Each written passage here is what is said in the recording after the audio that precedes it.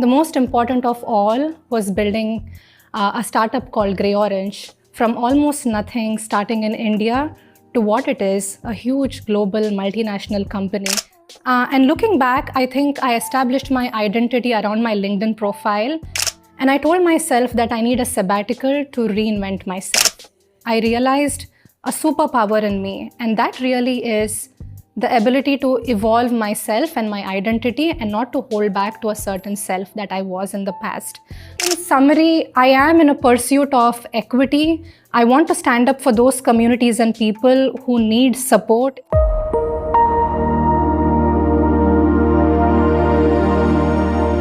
Growing up, my dad was my guru and my inspiration. As far as I remember, I always saw a portrait of Dr. A.S. Rao, an Indian scientist and founder of the company that my father had worked in our puja room, the prayer room. I remember seeing his portrait among all the Hindu gods that I had worshipped every single day of my life these years. And that's how my father taught us work is worship. I continued this value as I worked through my career. And through the years in my career, I'm extremely proud of my accomplishments, building great teams and products. The most important of all was building a startup called GreyOrange from almost nothing, starting in India, to what it is, a huge global multinational company serving customers across the globe.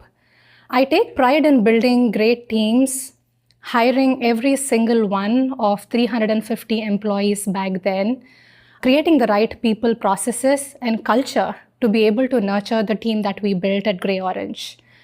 After doing that for about 8 years, relentlessly following the work ethic that my dad had taught, there came a point in life when I said, I need to take a step back and take a break. That's when I felt the need to be re-energized.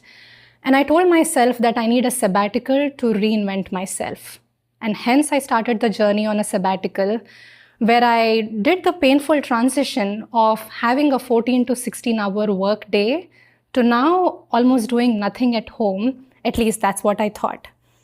I also realized during this period that I did not respect the roles of being a daughter, a wife, a mother, and the only thing that I established my identity and pride around was being an employee at work. The turning point really was a Zoom conversation that we had with my college alumni.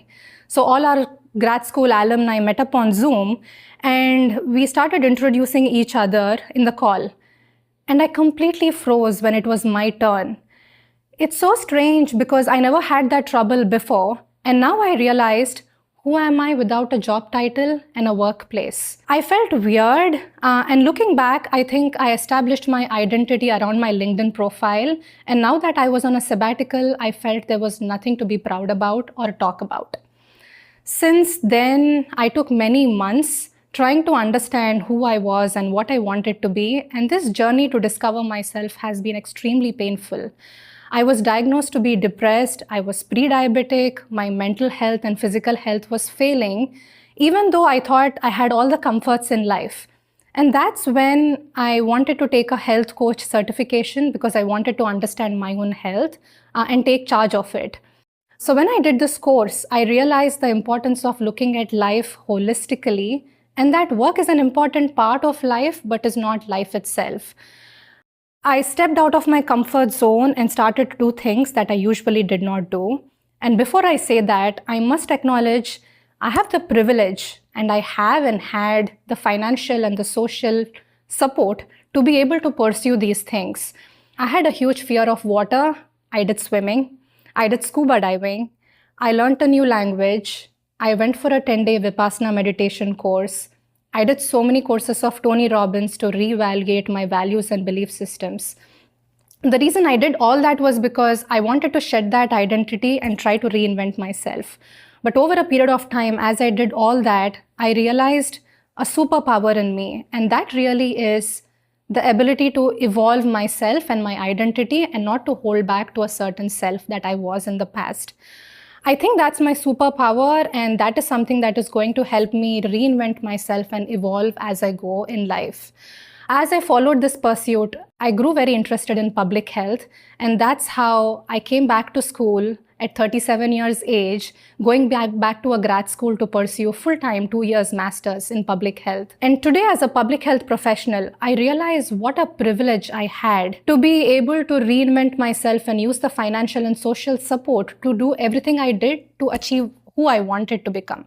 However, I also realize there are millions of people today and communities that have been historically marginalized because of racism, sexism, poverty, bias, oppression, and so many other things because of which they are not able to break the shackles and become their true selves. So I think in summary, I am in a pursuit of equity. I want to stand up for those communities and people who need support financially, socially, to be able to become their true selves.